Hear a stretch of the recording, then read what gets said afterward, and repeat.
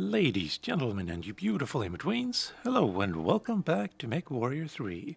I'm Calmputer, and this is the last mission of the base game. There's also the Pirates Moon expansion afterwards, but for now, today, we're having a duel. Galaxy Commander Brendan Corbett is waiting for us, but I'm getting a little ahead of myself, so let's have our commander explain everything. Okay, finally some good news. The shuttle is up there. Yeah, we got a ride. Have you informed the Eclipse? The Eclipse lifted as soon as I told Captain Taylor about the shuttle. He'll meet us in low orbit if we manage to pull this off. Pull what off, exactly? He's here, Corbett, up in the caldera. We picked up an open broadcast set on a repeating transmission. This is Galaxy Commander Brendan Corbett of the clan Smoke Jaguar. I await you in the caldera. It shall be our circle of equals. Though you hardly rate the honor, I am left with no further time to deal with free birth vermin. My clan arrives, and you will not be left alive to stain the soil with your presence. Stand and fight, or be hunted like the surats you are. But you will not survive this day. We'll come out of the elevator here, at this northwest corner just behind the shuttle pad. That might buy us a few seconds to organize, but don't hang back too long. If that shuttle is damaged, we're stuck on Tranquil. Given the usual clanner conceit, Corbett and his warriors will likely wait for us in the center of the caldera. No mistake, Commando, this is a tough one. Corbett is commanding an elite team, fitted with the best equipment the Jaguars possess. He's dangling the shuttle in front of us for bait. He knows we need it, and we'll have to go through him to get it. Everyone ready? Yes-ish. I don't think they're just gonna stick around here, all of them. But maybe, or they're spread out and we have to hunt them, I don't know. Also, I don't actually know how big this is. Like, how big is a mech here? But, I guess I'll find out. There was a bit of a bug here, though. Apparently, I got 3 extra annihilators. Which, not really sure how that works out. Actually, no. 6 extras, because these are 3, and then there's 6 here. So, that's weird. But, okay. Also, I don't know that I had that many ERPPCs before. Yeah, I remember having problems equipping all 3 with 4 PPCs each. So, the salvage system has some wonk to it, let's just say. But anyway, let's see. I'm bringing the Daiichi with me, and I've made some modifications to the setup from last episode. We have 2 ER large lasers now instead of 4, because I want to fire them in grouped fire without blowing up.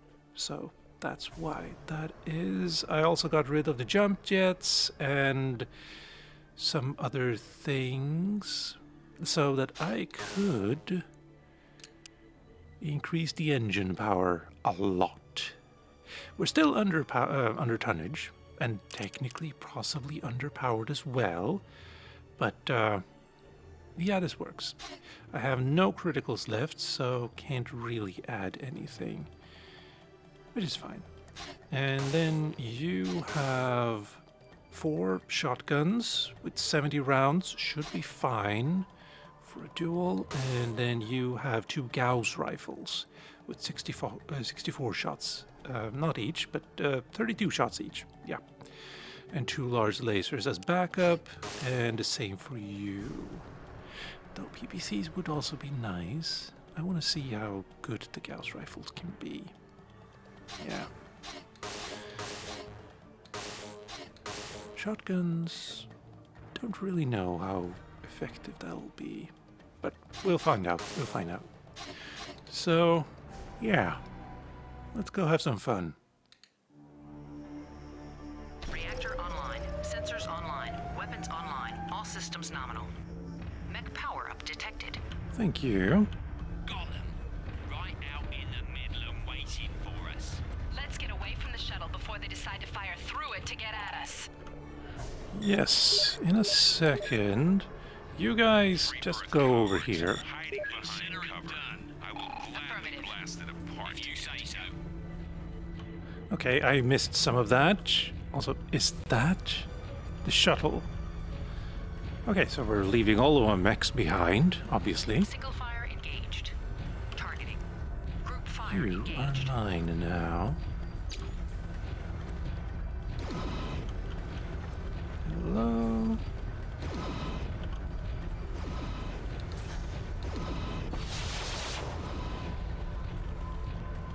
Wait, why are you shooting at your friends? I'm not gonna question that too much. Ow.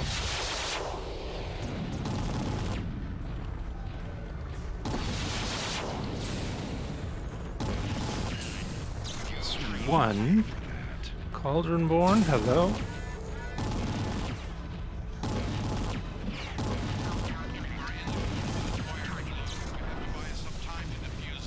It's fine. You're fine. Did he say explosives? Okay. Why did I slow down because of that? Bye. We've almost got it. Okay, keep. Okay, never mind. We'll not keep walking. I needed those jump jet apparently.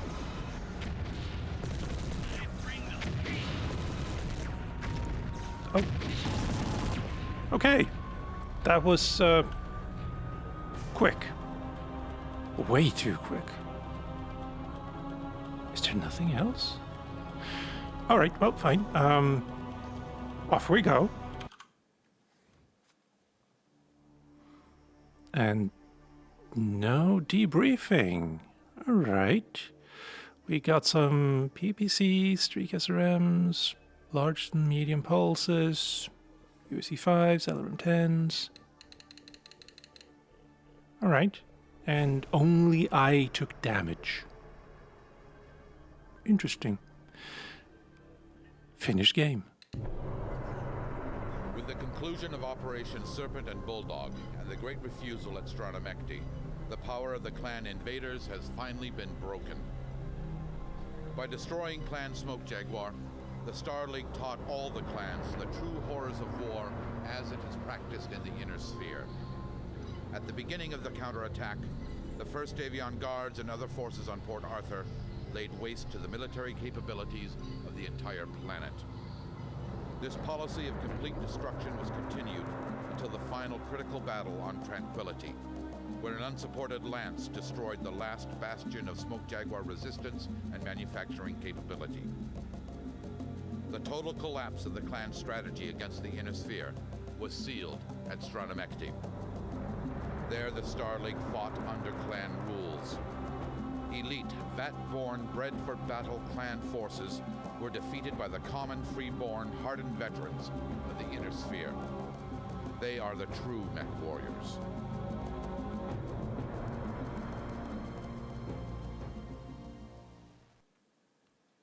And there you have it. I think in hindsight, it might have been better to go with Gauss rifles in that last mission, since there were a lot of long-range fighting going on. But it was also fun to see how devastating 2 UAC-20s can be. Knocked them all on their butts. Also, I think me not being able to walk up on the stone slabs on the ground was a bug. In fact, probably the same bug that stopped the enemy convoy from crossing the bridges in Operation 3 Mission 4. Speaking of bugs, I've encountered surprisingly few, at least compared to the tragicomedy that is the Mechwarrior 2 games. Really, the only bug I wasn't more or less expecting was the salvage bug, but I'm starting to think I may have caused it. See, anytime I failed a mission, I would Alt F4 out of the game, and I noticed on this last mission that it would increase the number of available annihilators by 3 every time that happened. So I'm thinking it's been doing that to the ammo, weapons, and armor as well this entire time. And that's why my tonnage would inexplicably top out. I would also Alt F4 every time I recorded the outro for a video, so it would happen at least once per episode. I can't really think of any other bugs, so let's leave that and talk about the story. I love it. I love the voice acting, I love the layout of each mission, I love how there's a clear line between every mission, and how all of the missions of an operation take place literally on the same map, so that you can actually clear out objectives of future missions with some clever maneuvering. I also quite selfishly love that there's no large chunks of text for me to read out loud, because I'm bad at that. The only complaint I have with the story is that it ends rather abruptly, and the ending cinematic didn't have quite the same impact as the opening. Then again, it is common practice to not spend as much money on the ending as the opening, since a lot fewer players will actually see the ending, and everyone will see the opening, probably multiple times. Returning to things I like about the story, Mechwarrior 3 came out a year after Mech Commander, and also takes place a year after Mech Commander. Mech Commander is all about Operation Bulldog in 3059, and Mechwarrior 3's story is all about the cleaning up of the remaining Smoke Jaguars in 3060. That's the kind of attention to detail I really appreciate. Speaking of details, I love the graphics. I think this is the best looking Mechwarrior game, outside of Mech 5, which came out literally 20 years later. In fact, the only complaint I have is related to the font used. In certain conditions, it's just not readable, as we can see in these credits, as well as the briefing at the beginning of this episode. But also, in mission, I could almost never read the names of my lancemates when targeting them, because the blue text just bled out against any backdrops. But that's a really minor nitpick, I think. In short, I love this game. And there's more. There's the Pirate's Moon expansion, which I'm gonna wait a little bit with starting. One, because it's a little trickier to get working, and I don't think it's possible to get widescreen support. And two, I still haven't played through the Dragon's Gambit that came out a couple of weeks ago, so I'll do that first. So, with all of that said and done, ladies, gentlemen, and you beautiful in-betweens, I've been Calmputer, this has been Mechwarrior 3, thank you for watching all this time, and I hope you'll tune in for the next game. Death is coming to our shores. Prepare for war. Our skies are riddled with the enemy. We cannot withstand this onslaught.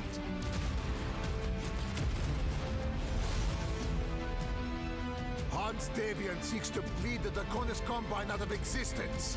We will unleash a new weapon of war to turn the tide. Good to have you on board, Commander. Caballeros and Gravewalkers coming right at you. Stand and fight, cowards.